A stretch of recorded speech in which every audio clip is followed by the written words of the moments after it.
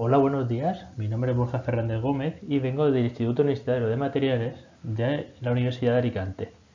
La charla que voy a realizar hoy se titula Reviviendo al carbón activado. Este es el índice que voy a seguir. Primero una breve introducción sobre la nanociencia. Luego os explicaré qué es el carbón activado y sus aplicaciones. Más tarde hablaremos de qué hacemos cuando el carbón activado se agota y finalmente veremos cómo se puede regenerar o revivir el carbón activado mediante técnicas electroquímicas. En primer lugar, voy a definir dos conceptos como nanociencia y nanotecnología. La nanociencia es la rama del saber que estudia los fenómenos, las propiedades y la manipulación de la materia a una escala nanométrica, comprendida entre 0,1 y 100 nanómetros. Su estudio se centra en el comportamiento y la manipulación de los átomos y partículas que manifiestan diferentes propiedades a una escala nanométrica que las que tiene a una escala métrica. Y por otra parte, la nanotecnología es la ciencia aplicada enfocada al diseño, caracterización y producción y aplicación de estas modificaciones de los nanomateriales.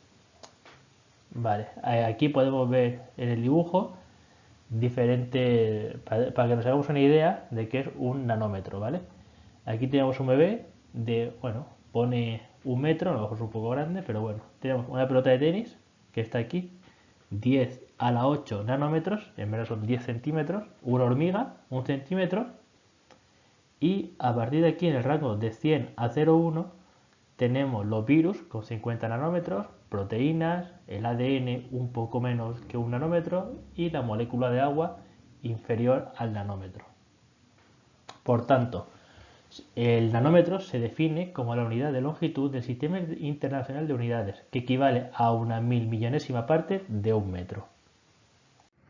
Entre las aplicaciones de la nanotecnología destacamos las siguientes. En el ámbito de la energía,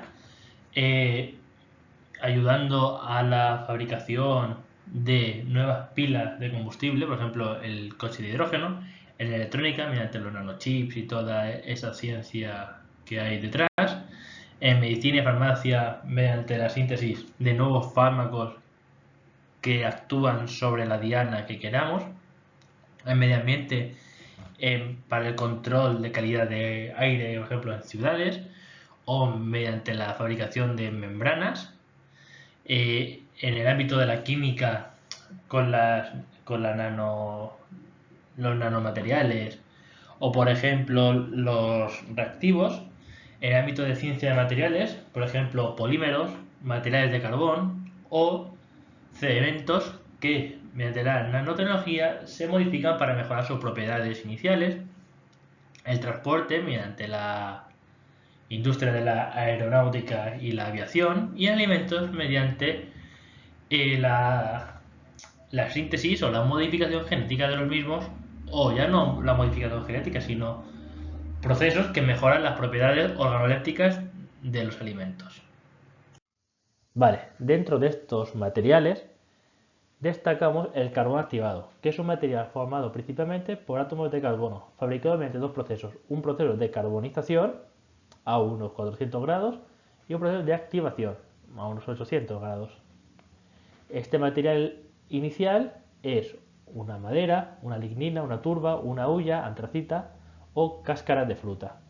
Y como resultado de estos dos procesos se obtiene un material poroso que es capaz de atrapar moléculas orgánicas e inorgánicas. Y a la propiedad de atrapar estos compuestos se llama absorción, ¿vale? Que hay que diferenciarla de la absorción, ¿vale? La absorción es la propiedad que tiene un sólido, en azul, de adherir a sus paredes una molécula que fluye, ¿vale?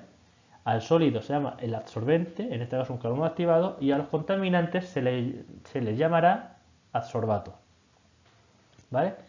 Aquí a la derecha tenemos la estructura de un carbono activado y está compuesto por tres tipos de poros. En primer lugar tenemos los macroporos, con un diámetro superior a 50 nanómetros y que actúan como poros de transporte hasta los poros más internos del material. Tenemos este, por ejemplo, es un mesoporo que el diámetro oscila entre 2 y 50 nanómetros, sirve de unión entre los macroporos y los microporos, que son estas líneas de aquí que son más estrechas, con un diámetro inferior a 2 nanómetros, que son los principales responsables de la capacidad de absorción del material. Dentro de los microporos hay dos tipos, los supremicroporos y los microporos estrechos. Vale, el carbón activado es un material con una altísima demanda. De hecho, en el 2015 se manufacturó 1,5 millones de toneladas y el año pasado se estimó en 2,4 millones. Y este dato va a ir en aumento debido a las políticas cada vez más restrictivas, sobre todo medioambientales, pero también por otras aplicaciones. En cuanto al mercado, destaca la industria de la automoción, purificación de aire, otros, la industria de la alimentación y brebajes, plantas de tratamiento de aguas. ¿Vale? En concreto, en 2015, el mercado de plantas de tratamiento de aguas más o menos movió la cantidad de 1.560 millones de dólares. ¿Vale? El carbón activado se presenta o puede presentarse de diferentes formas. ¿Vale? La más conocida es en polvo, en granular, en un pellet, que es como si fuese una madera hecha añicos, hecha trozos, o un pellet extruido. También podemos tenerlo en monolitos y en fieltros, en una tela de carbón activado. ¿Vale? Y aquí tenemos dos imágenes de microscopía electrónica de barrido de dos carbones activados diferentes. Podemos ver aquí como tenemos el poro y hay ciertas partículas adheridas a la superficie, y aquí a la derecha se ve mejor los diferentes poros y las moléculas absorbidas en blanco que van ocupando toda la porosidad del material. El material va absorbiendo hasta que ya está saturado o gastado. ¿Vale? ¿Qué usos tiene el carbón activado? Pues tenemos desde tratamiento de aguas, puede ser en una empresa, en una potabilizadora o en una depuradora. Obviamente, en muchas casas tenemos una máquina de ósmosis que tiene un filtro de carbón activado. Tratamiento de gases, bien en interior o en industrias, hay las chimeneas de emisión de vapores, se le pone un filtro para que las emisiones sean inferiores y cumplir con la legislación. En medicina, muy importante para intoxicaciones agudas, a veces se le da una pastilla de carbón activado para que absorba la molécula o el contaminante que está afectando a la salud. Y ahora están muy de moda también las mascarillas con filtros de carbono activado, así como en cosmética, mediante cremas limpiadoras y pastas de dientes. También como novedad, en la industria de la alimentación hay helados, incluso hay panes de kilo de carbono activado. También para los procesos de coloración de vinos y la jarra filtrante de casa también tiene carbono activado. También se usa para la recuperación de metales como el oro y en energía mediante la fabricación de supercondensadores para baterías, etc. Vale, yo me voy a centrar, porque mi trabajo sí se ha centrado, en el carbón activado utilizado en estaciones de tratamiento de agua potable. ¿Vale? Aquí tenemos un esquema general de una potabilizadora. Aquí entra el agua que está contaminada.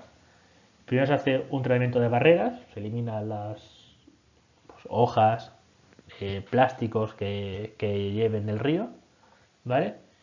Y se le hace un tratamiento de precloración. Se le inyecta clorogas o con hipoclorito.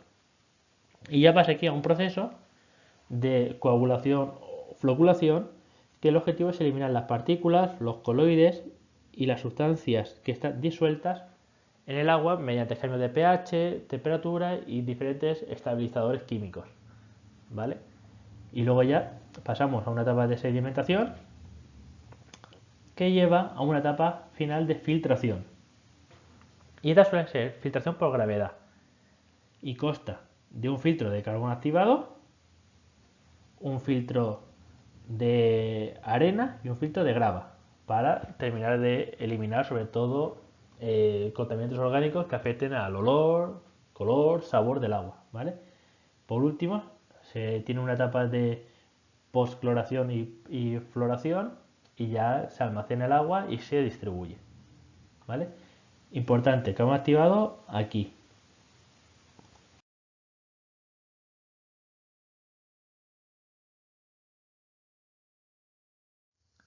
Vale, en general, las empresas de tratamiento de agua potable emplean el carbón activado para la absorción de compuestos orgánicos que dan problemas en el olor, sabor y color, así como la potabilidad de la misma, absorbiendo plaguicidas y pesticidas. Aquí tenemos dos ejemplos, puede ser en filtro abierto, en piscinas, que cada piscina puede tener más de 400 kilos de carbón activado, y filtros cerrados a presión, ¿vale? Estas piscinas son muy grandes, hay que hacer una idea que unos 15 metros de largo por 10 de ancho.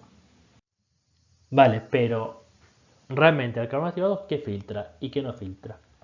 Pues filtra la materia orgánica, pesticidas, plaguicidas, disolventes, que son muy perjudiciales, compuestos farmacéuticos como antibióticos o el ibuprofeno, detergentes, cloro y compuestos derivados, el amoníaco y sus derivados, el ozono, toxinas y compuestos que afectan al olor, sabor y color. En concreto, nosotros hemos trabajado con Aguas de Valencia y ellos usan el quema activado para la eliminación de geosmina y 2-metil-isoborneol, que afecta sobre todo al olor y al sabor del agua. Sin embargo, el carbón activado no puede filtrar ni virus, ni bacterias, ni coliformes, ciertos contaminantes inorgánicos y los compuestos radioactivos. Si bien estos compuestos radioactivos, el carbón activado puede reducir su concentración.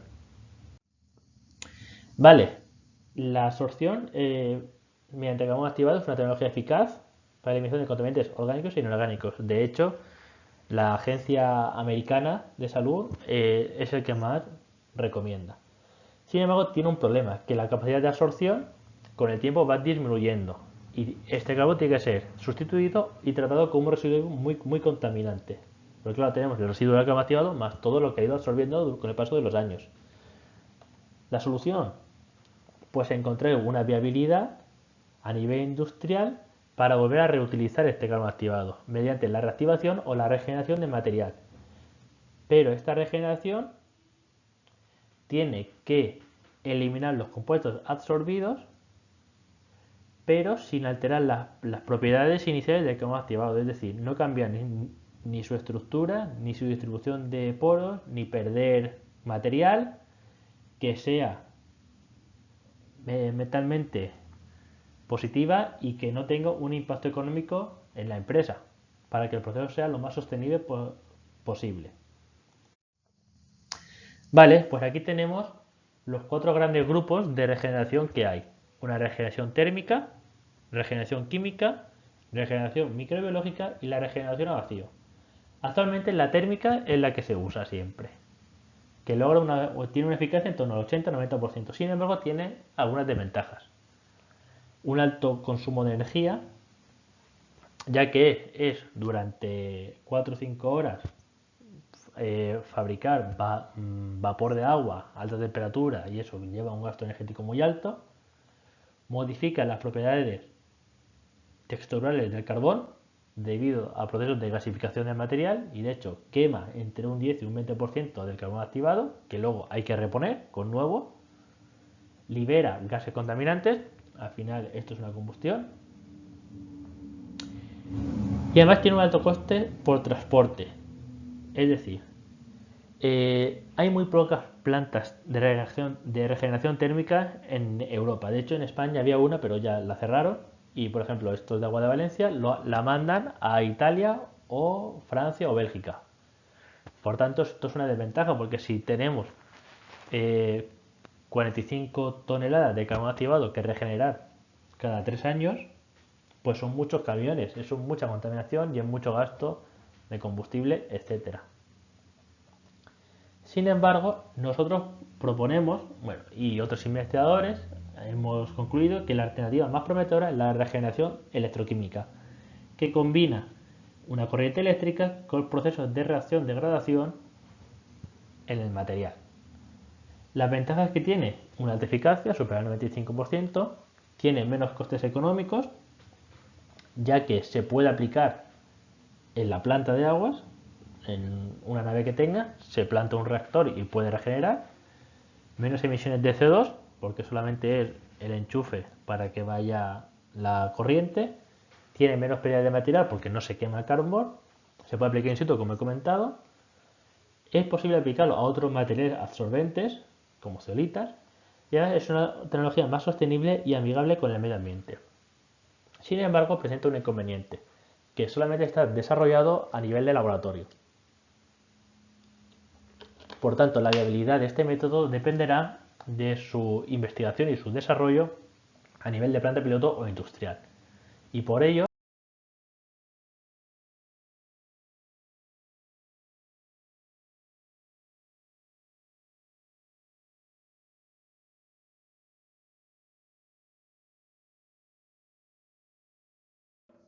la Unión Europea en el año 2017 concedió un consorcio en el cual nosotros éramos parte para desarrollar esta idea. Llevar mediante el proyecto Portable Crack, crear una solución portátil o que se pueda instalar en la fábrica para la regeneración electroquímica del carbón activado.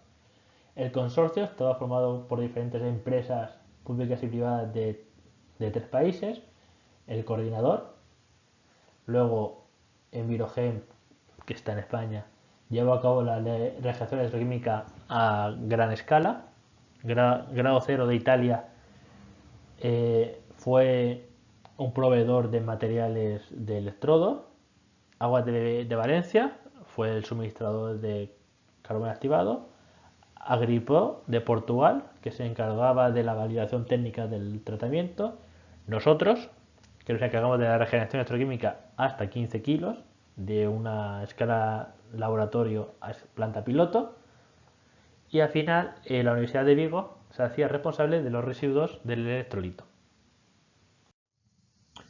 ¿Cuál es la idea de Portable Crack? ¿Vale? Tenemos el filtro de carbón activado de una planta de gases o de agua ya gastado. Entonces hay dos soluciones actuales. Cambiar por carbón activado nuevo o regenerar con un coste de un 50% un ahorro del 50% en el proceso. Sin embargo, tenemos gastos por transporte, alta emisión de CO2 y alto coste energético. La solución que se propone es ahorrar este transporte, disminuir tanto el requerimiento de energía como las emisiones de CO2 para que el coste electroquímico sea de un 4 a un 20% del original. Por tanto, es una rebaja sustancial. Vale, pues a lo que a nosotros nos respecta en este proyecto, diseñamos y construimos 2 reactores, uno de 15 kilos de capacidad, con electrodos de placas paralelas. Aquí tenemos 70 centímetros por 50 por 10 cada compartimento. Aquí tenemos un electrodo y aquí otro. Y el cambio activado se pone en este de aquí, para que entre un electrodo y el otro se crea un campo y favorece la desorción del material. Por tanto, es que esto antes no lo he explicado. Si atrapar material se llama absorber, el proceso contrario, soltar, eliminar el material que está absorbido, se llama desorber, una desorción, una eliminación de material que está absorbido. Y también hicimos otra configuración con electrodos cilíndricos, pero con capacidad de 10 kilos. Aquí tenemos un electrodo y aquí dentro el otro, el que va activado en este compartimento. ¿Vale? En ambos prototipos, el electrolito, el líquido capaz de regenerar, entra por la parte inferior y sale por la superior. Ahora aquí tenemos los dos prototipos en funcionamiento, ¿vale? Esta espuma es porque el electrolito, el líquido conductor, fue ácido sulfúrico, entonces se producía un proceso de disolución de los carbonatos que tenía el carbón activado y se disolvía, entonces se formaba esta espuma. Vale, finalmente aquí tenemos la manera que tenemos de caracterizar mediante isotemas de absorción de absorción de nitrógeno a menos 196 grados centígrados y su distribución de la porosidad. ¿Vale? Aquí simplemente decir que en gris tenemos la representación de la muestra gastada y en negra la original, ¿vale? Antes de cualquier proceso de absorción o de regeneración. Y en azul tenemos nuestro carbón regenerado y podemos ver que la forma y el punto de alcance es exactamente igual al original. Por tanto, mediante la regeneración electroquímica en nuestro reactor de 15 kilos pudimos ser capaces de recuperar todas las propiedades del carbón original. De hecho, aquí tenemos la distribución de los poros, ¿vale? Y podemos ver como inferior a 2 nanómetros, como hemos comentado, tenemos los microporos y el regenerado y el original es igual. Por tanto, hemos sido capaces de recuperar las propiedades originales del carbón por vía electroquímica. Vale, en último lugar, agradecer al Festival de Nanociencia y Nanotecnología 10 a la menos 9 por haberme invitado a dar esta charla, así como a la universidad, a mis grupos de investigación y al proyecto Portable Crack y a vosotros y vosotras por estar aquí hoy. Muchas gracias.